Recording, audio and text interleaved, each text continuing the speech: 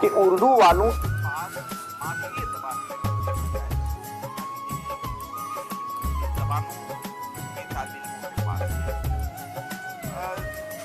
دور دراز علاقے میں جو لوگ رہ رہے ہیں کہ کمپیوٹر جانتے ہیں، نیٹ چلانا جانتے ہیں کہ نہیں جانتے ہیں، یا ان کے پاس کوئی سہولت دستیاب نہیں ہے، اچھا پھر نیٹ مختلف علاقوں میں نہیں چلتا ہے، یہ ہے کہ موبائل ٹھیک سے نہیں چل پاتا، تو یہ ایک مسئلہ ہے، لیکن اس کا مطلب یہ ہرگز نہیں ہے کہ موجودہ جو تقاضے ہیں اس تقاضے کے تحت ہم پیچھے رہ جائیں۔ دیکھیے مسئلے ہر دور میں، پریشانیاں ہر دور میں رہی ہیں، لیکن ہمارے پاس جو وسائل ہیں ان وسائل کو استعمال کر کے اپنی بہتر زندگی بنا سکتے ہیں۔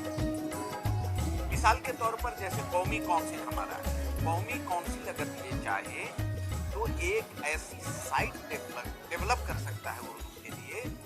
کہ اس طرح سے سوئم چل رہا ہے UGC کا کہ آپ مختلف موضوع پہ 50-60 لیکچر الگ الگ یونیورسٹی کے جو ایکسپرٹس ہیں خاص طور سے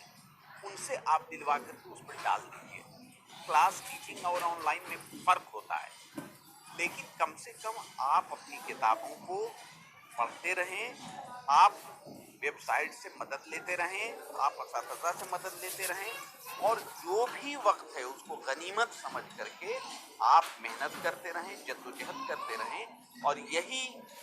جدوجہد آپ کو آنے والے دن میں آپ کے روشن مستقبل کی یہ ضمانت ثابت ہوگی۔